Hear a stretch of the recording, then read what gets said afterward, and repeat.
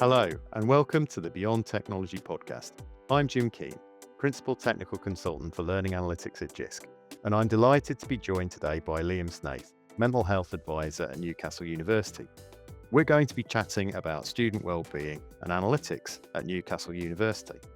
So, Liam, let's start off by talking about what a student-based wellbeing advisor actually does. Yes, of course. So my role as a school-based student wellbeing advisor is quite a unique one across a university setting. So generally within universities, you'll have either a central service where all of your wellbeing support sits, your health and wellbeing support, such as counseling teams, disability teams, student financial teams. They'll all sit in a central service accessible by all of the individual academic units.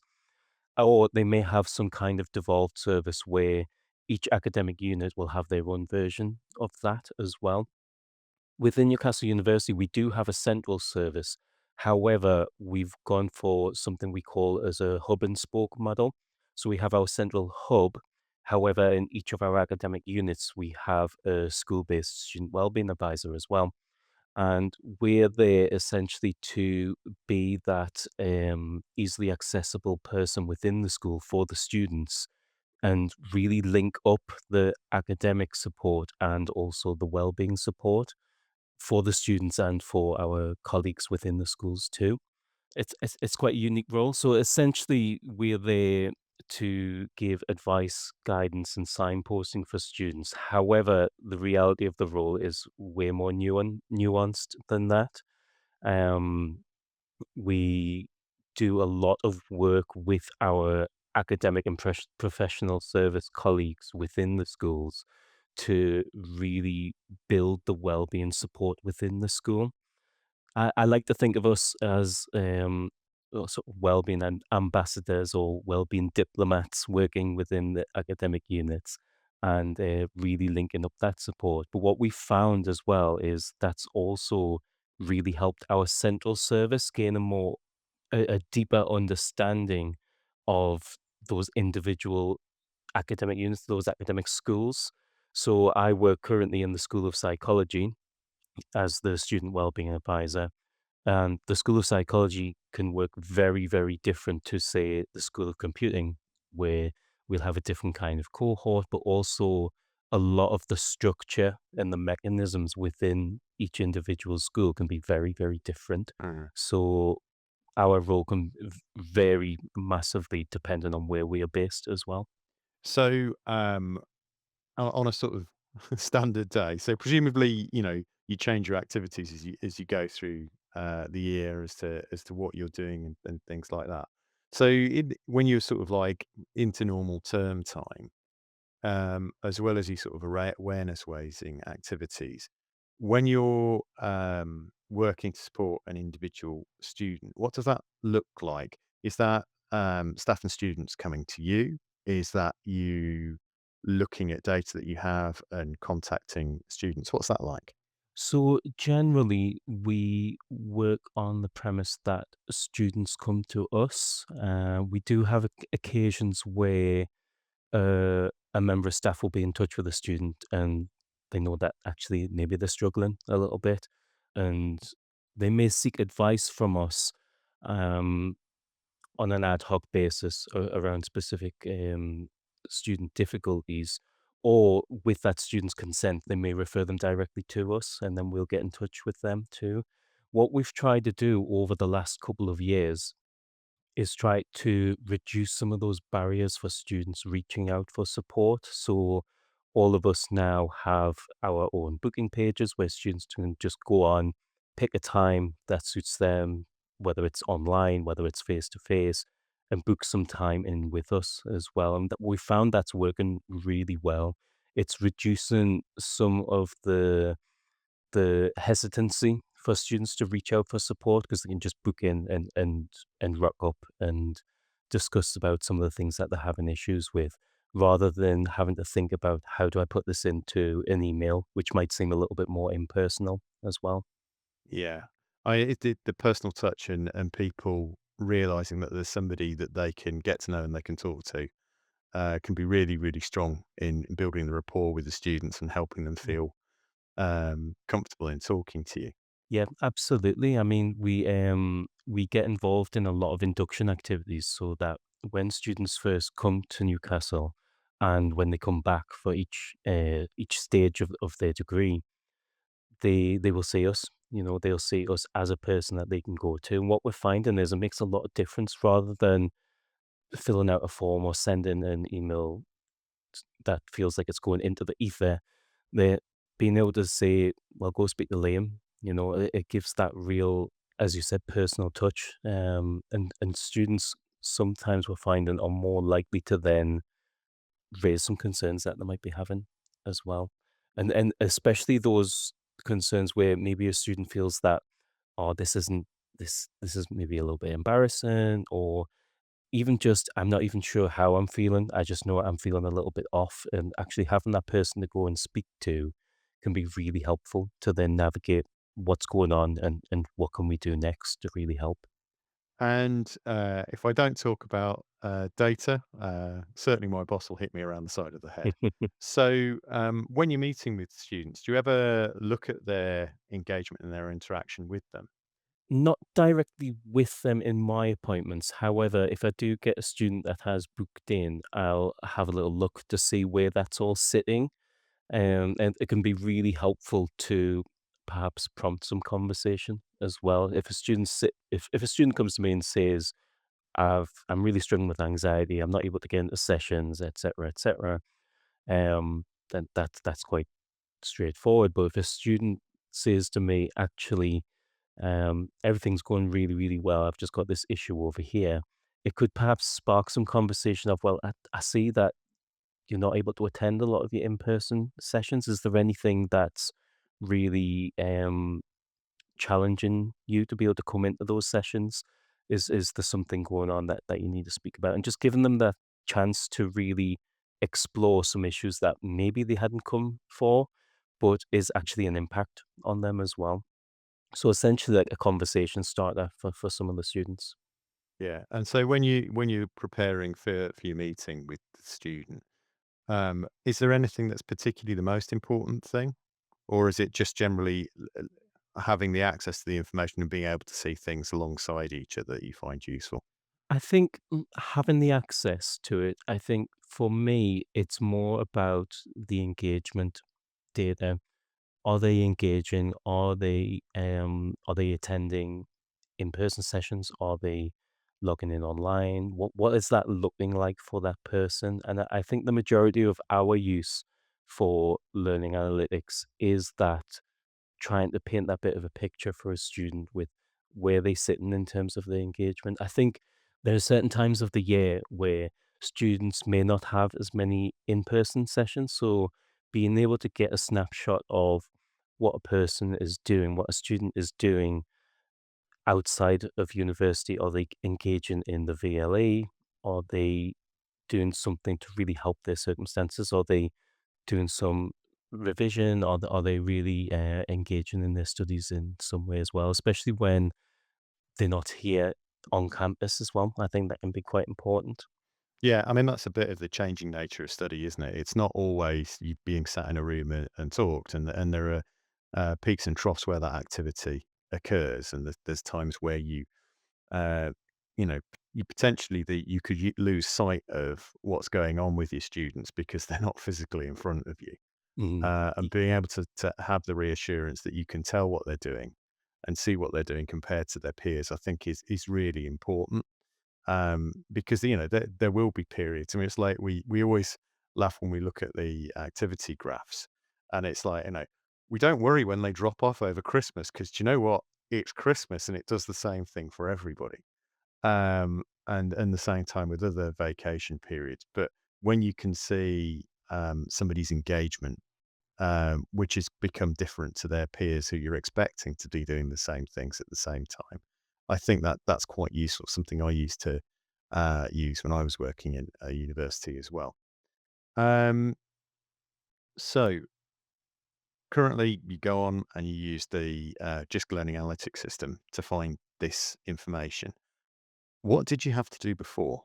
Beforehand, um, it would be quite difficult to get a snapshot of what someone's engagement would be.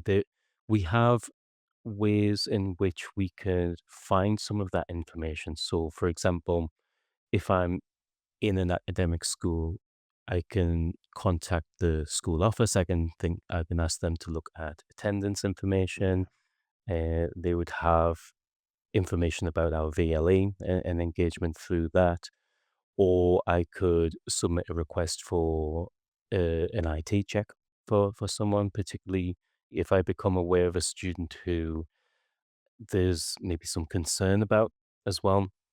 I think at the university, and I believe this is true in a lot of universities, there are a lot of different systems. There are a lot of different ways in which we are measuring students' engagement. And within health and well-being, we don't have access to all of that, or certainly don't have access to that immediately. And so sometimes we have to think about, well, we do need to check what their attendance is, but then by doing that, in a way, we're also alerting the school to the fact that maybe we have some concerns about the student, and that student might not want that as well. They might not want the academic school to know that there is something going on. We have to Yeah. really work hard to maintain their privacy and their confidentiality as well.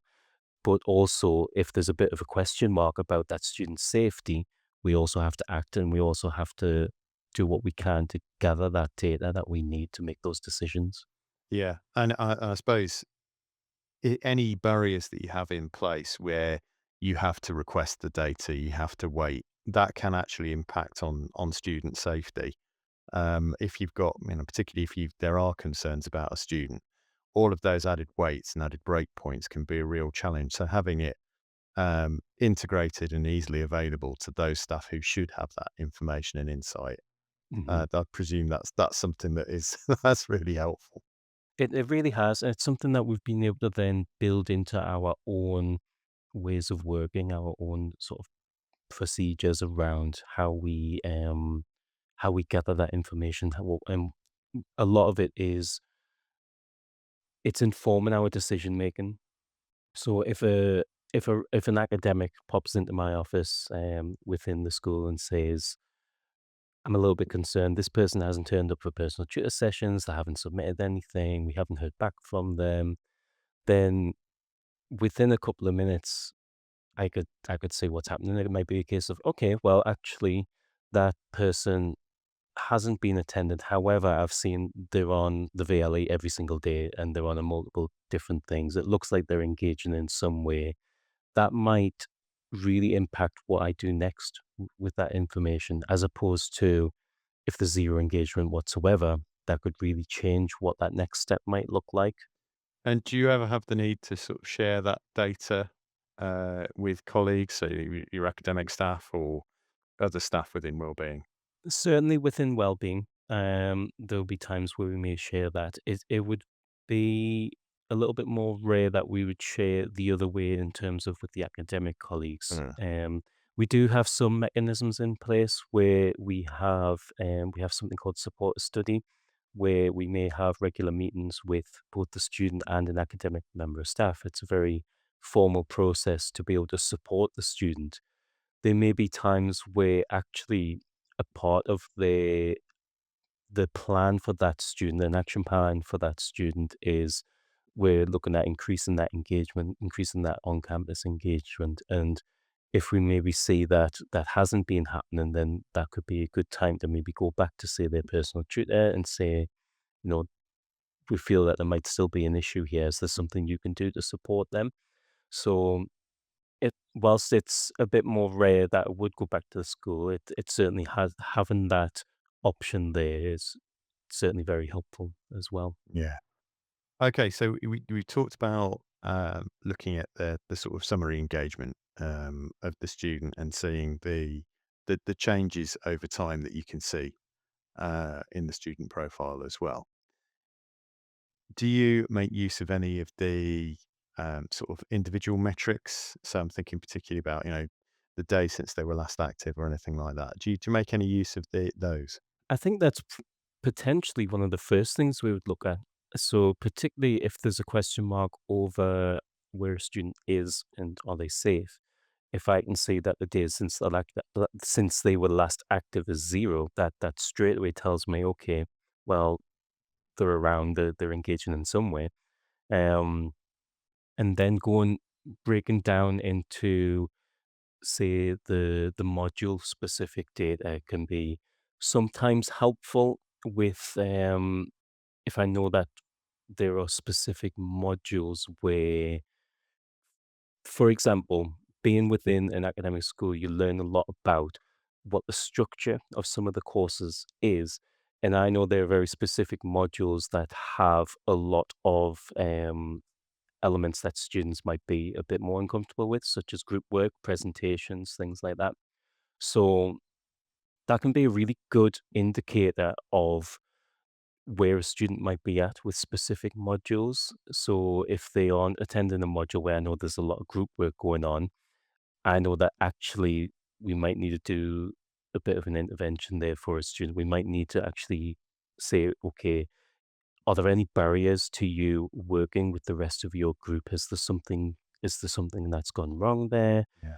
Do we need to think about what we can do sort of moving forward? So that is, for example, an alternative assessment. If they're really struggling, we might need to think about a deferral into the summer period. So the module specific stuff can be really helpful to kind of tell where a student's at with some of that. But in terms of the initial snapshot, the days since last active is certainly what we go to pretty much straight away. Yeah, because I mean, you can see that right at the, the top level of the Mm, student, and even before you go into their profile. Yeah, it was really interesting to hear that you do also navigate through their profile into their student module, so you can see the detail there split out for the individual modules that students are studying on to see if it's a uniform issue or if it's just an issue that's contained in one area. mhm, And I hadn't really thought about that before about as well. You'll have access to the information that this particular student might not like group work, and this module has a lot of group work in there. mm. And then you talk about the intervention. I wonder, could you expand a little bit about what those interventions are likely to be? Is that an intervention with the student, or is it talking to academic colleagues about how they might restructure their teaching? I think initially I would talk to the student about that to try and get a feel for what's going on. Particularly if we're having an appointment and they're talking about high levels of anxiety, mental health difficulties, or maybe physical challenges of coming in to campus as well. And if I can say that actually they're not able to attend specific modules, I can then initially talk to them about, right, what would you like to do about this? We may have some options. And then from there, with that student's consent, it'll be a case of bringing on the academic colleagues, perhaps the module leaders, or there's some really fantastic support mechanisms in the School of Psychology to really help students through that as well. It's also quite helpful looking at some bigger picture things as well. So if I'm getting a number of students who are saying a lot of the same thing, I would absolutely be going back to certain colleagues within the school to look at that as well. In the past, that's just been a case of something I've noticed in a few appointments. That's been a case of where I would have uh, I would understand that there'd be some common themes, and I could take that back to the school, and they could then do something with that. So, for example, extra sessions to help students to catch up. It could be a way of restructuring programs as well. I've certainly had experience in the past where I've noticed specific trends. I've taken that back to a specific module team, or more specifically with sort of postgraduate study where you're looking at smaller cohorts and they've looked at, right, okay, let's restructure this part of the program, which can be a really good way of sort of feeding back that information into the school. So really, looking at teaching enhancement is also something that is delivered through your work with your academic colleagues. I found it really interesting because it's like very much I'm thinking a lot of the time you're looking at students and you're either using the tool to identify students who uh, you need to interact with, or you already know that you need to interact with the student there. But also the fact that you can spot issues with a group or a cohort, I think is really interesting. And then that feed into teaching enhancement, which improves the well-being, not just for individuals, but also for the whole cohort. And then also with the added advantage that, with this learning, you can then boost success and success not just of the individual students, which is great, and obviously, that's why a lot of us get into this area of work, but being able to improve the success of that module and that program, and therefore the university as a whole. So yeah, I think that's really that's I find that really interesting. That's something that I hadn't necessarily thought of first on when we Mhm. were going to be talking about well-being. Yeah. Yes, it's about individual well-being and then the well-being of everybody on that cohort, but being able to boost the success and enhance the teaching on that cohort Mhm. from a well-being insight is really good to hear. It's certainly why I would say that the role is so much more nuanced than a case of Mm, meeting students and doing some advice, guidance, and signposting, because we've really found this hub and spoke model of us being in these academic schools and really getting into the weeds of what makes these programs, how they are structured and key pinch points within the programs, and then also yeah, being able to see from a well-being perspective, actually, there's a part of this program that's causing potential issues for some students, and being able to feed that back into the school and the decision making around some of those programs. It's a really rewarding part of the role, and being able yeah, to see that sort of bigger picture impact of what it is that we do, and absolutely impacts a wider range of students as well. But then we can also look at the sort of the culture and the community within the school as well. We're doing a lot of work specifically in psychology on building that sense of community for students. yeah, And whilst we are we're getting a few more years away from it now, there is still an impact from COVID and yeah, the lockdowns and all of that kind of thing, in that a lot of people's sense of community has been impacted. And so we have students coming here often away from home for the first time. Sometimes they are in a different country for the first time.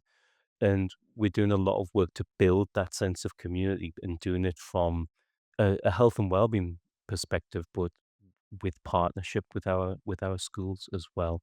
It's a fantastic thing to be involved in, but we're also well placed to join that up between different schools too.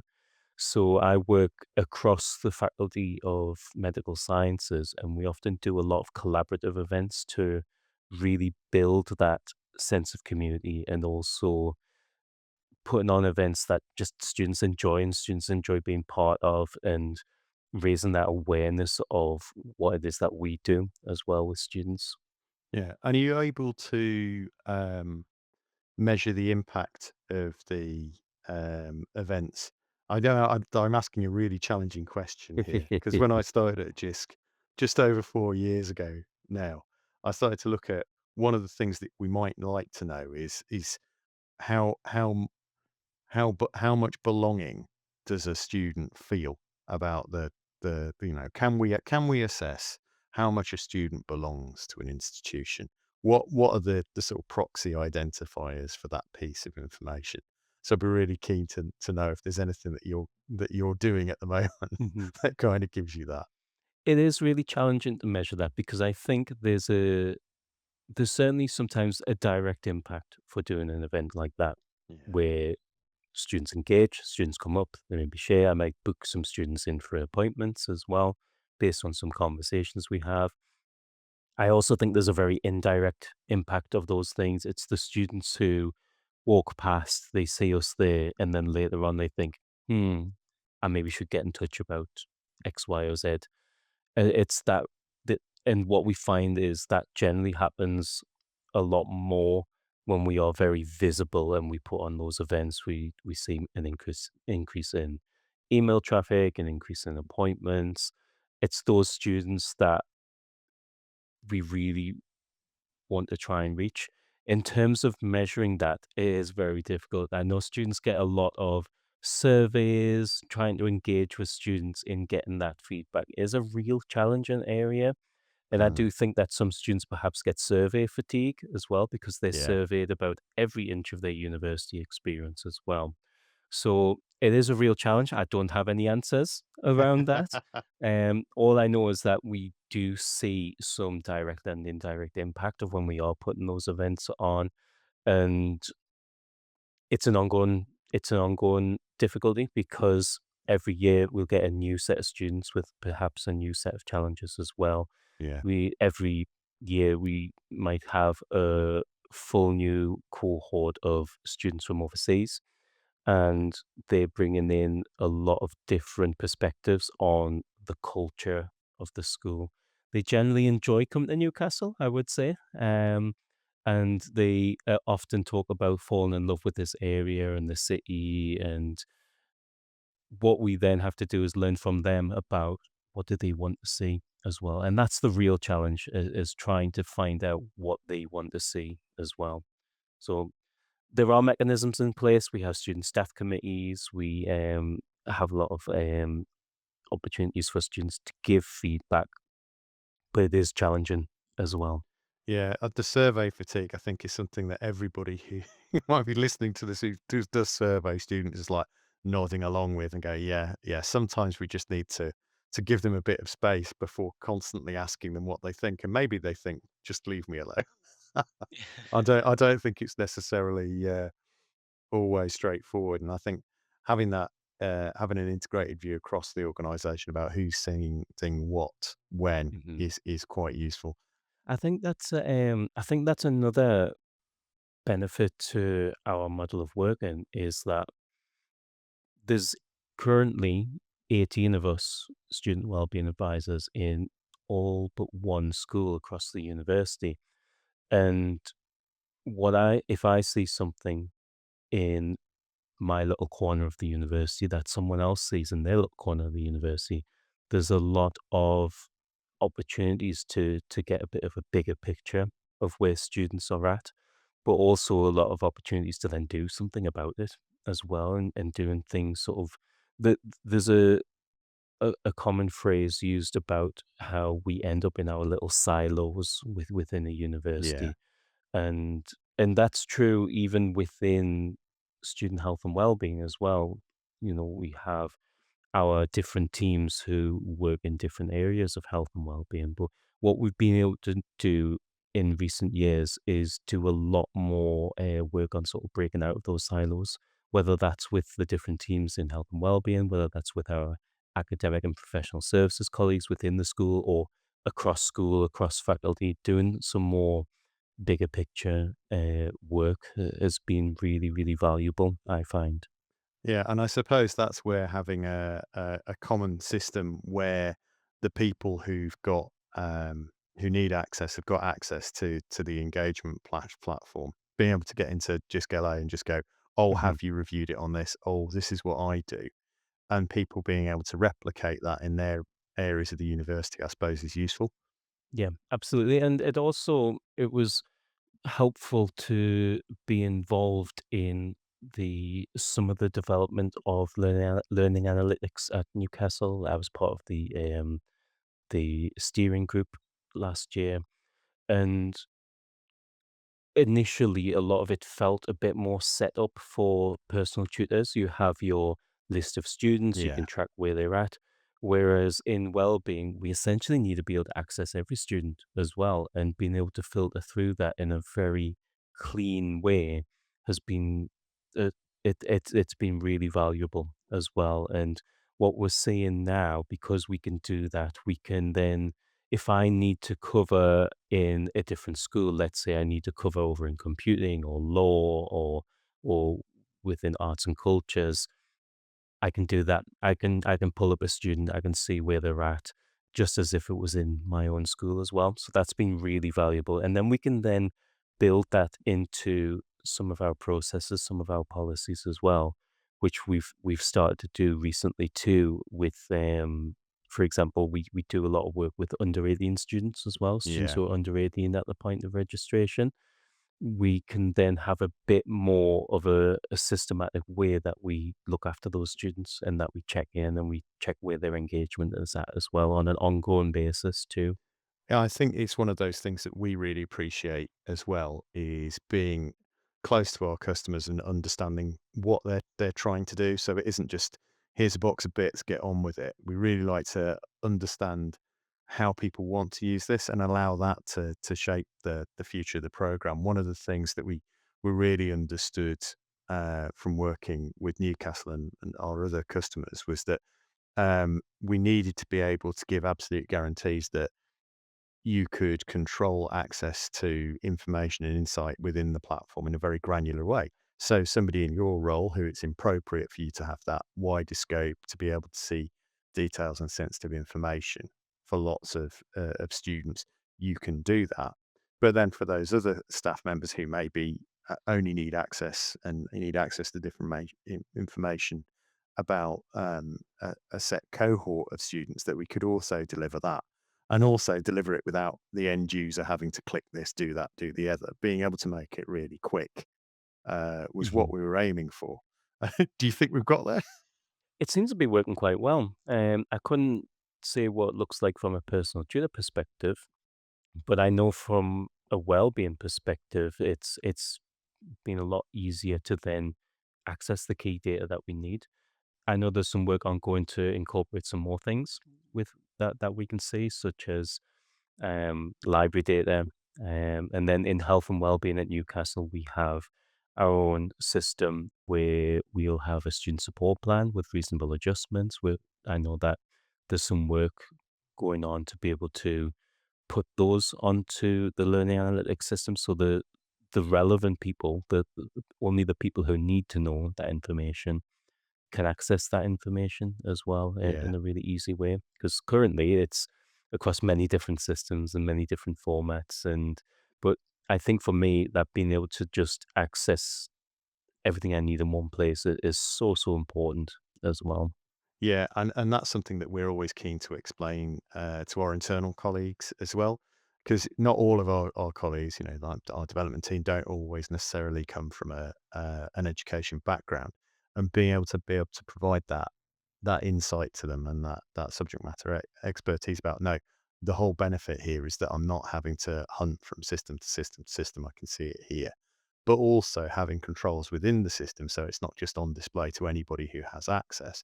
It's Mhm, only giving it out what they need. And yeah, I know exactly what you're talking about with the link to the student support plans and things like that.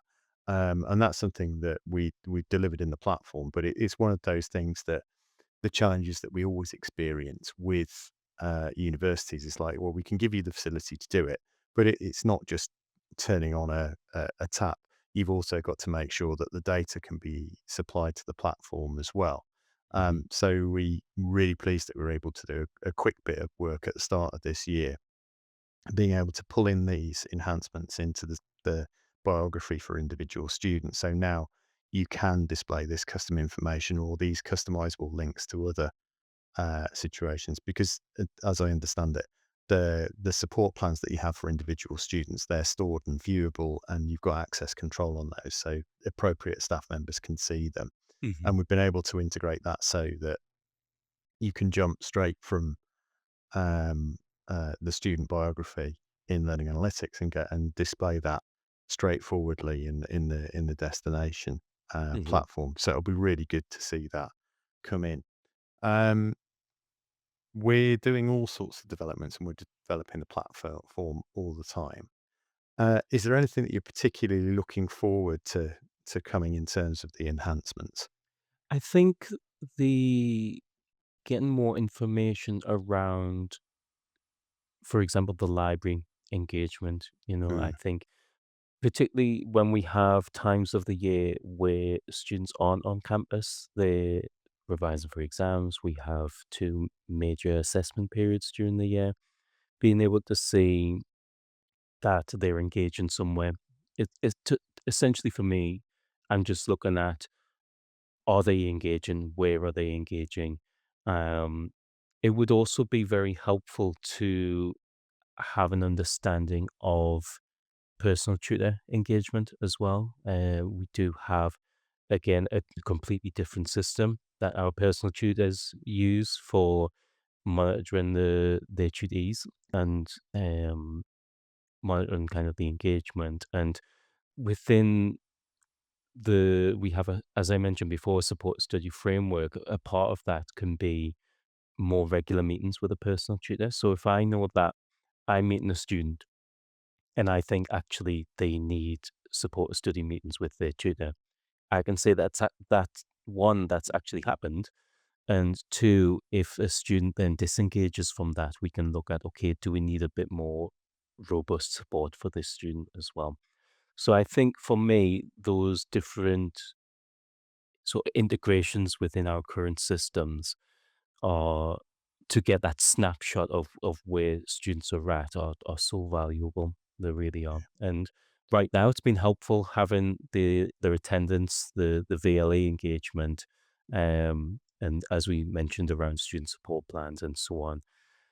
But then really broadening that out so that it very much is just this one place we can go to for this information and that I can go to independently from my colleagues within the school to maintain that privacy for a student as well. I think that's something really, really important. them having the confidence that the information that they disclose to you is going to be treated appropriately and not be put on the back of a bus. I mean, I started off years and years ago working in a hall of residence. So we're going back over 20 years now, if anybody is got their GDPR hat on. And any events that happened at a hall of residence went in a physical logbook that stayed in the hall office. Now that was a locked office, but everybody had access to that from, the plumber to, the domestic supervisor to members of the cleaning staff. And so it was, you know, you couldn't exactly say that you could have confidence about what was in there and whether you were controlling that information properly. Mhm, So it's pleasing to hear you can do that now. Now we do have the, what we call our interactions feature, which does allow interactions to be logged. And I don't think you were using that yet at I don't think so. Newcastle. But from what I'm hearing from you today, one of the things that you need to do occasionally is or regularly is reach out to members of personal tutors to suggest that they meet with their student. And Mhm. ideally, you'd like a way that you could notify that member of staff. I think it would be helpful to notify them directly through the system that they are using because right now it's just a name on a screen and we have to do a bit of digging to find out who's the right person. Do I have to look them up on Outlook and make sure that they're actually attached to Yeah. this school, particularly if there's multiple names as well. So I think being able to do that directly and know with confidence that it's the right member of staff Yeah. as well. You know, the classic, "You've got 2 John Smiths, which one do I need?" Yeah, exactly. So, and I don't think that's ever happened to me where it's gone wayward, but also that's because I have to be very, very careful with it. And, Yeah. we have to remember that this is often really sensitive information we're talking about as Yeah. well. If a student's reached out to say that they're struggling, often that can be a really big deal for someone to be able to do that. So being able to make sure that gets to the right person in a sensitive manner is so important as well.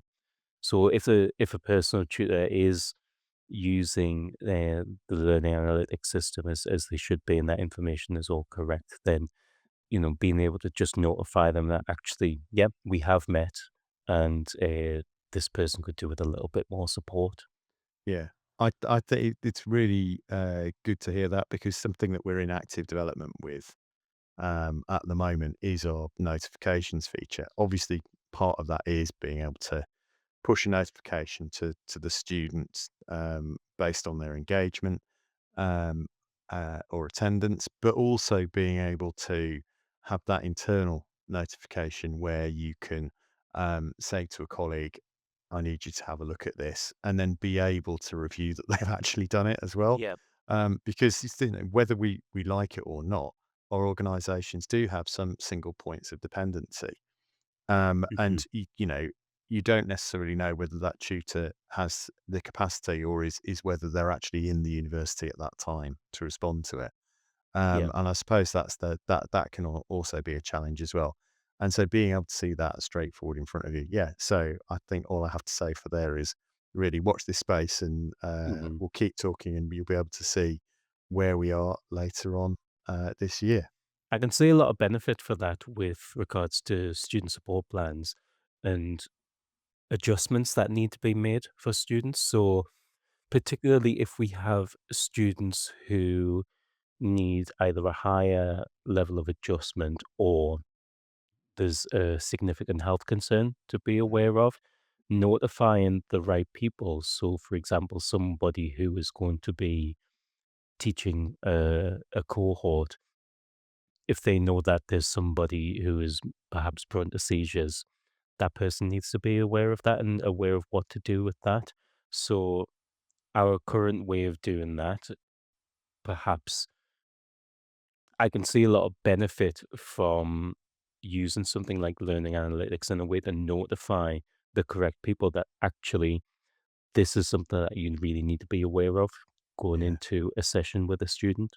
Yeah, in a past life, I used to be responsible for writing personal emergency evacuation plans, and also in ensuring that students had the appropriate support that they needed within a thing. And it was one of those things where people need to know that but what do they need to know? And having the right amount and controlling that right amount of information. So it is always that Mhm. right information, right person, right time, which is very easy to say, but not as easy um, to direct. Okay, Yeah.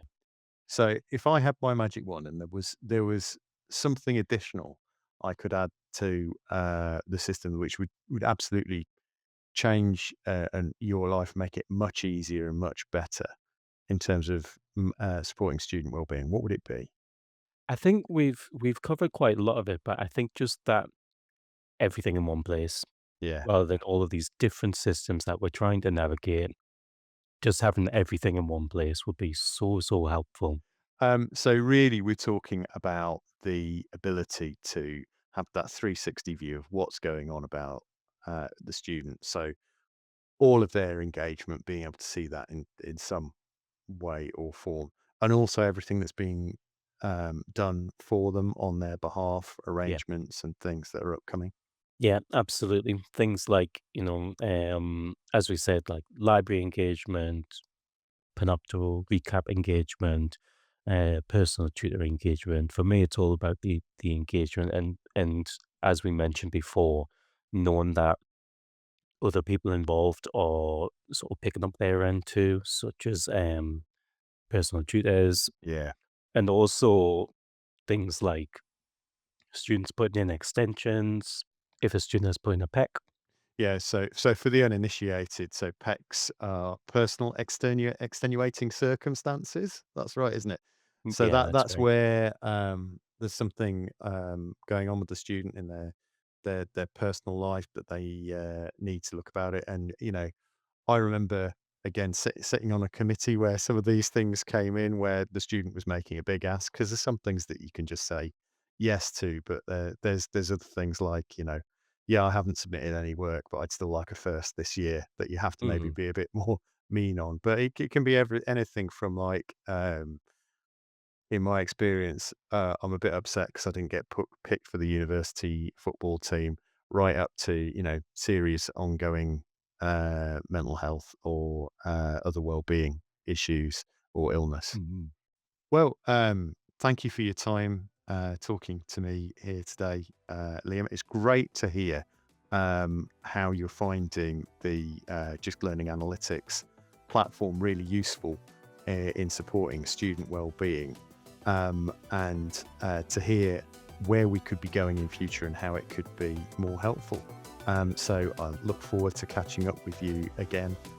Maybe actually getting to visit Newcastle itself as well, because I do like a visit there. You're very welcome.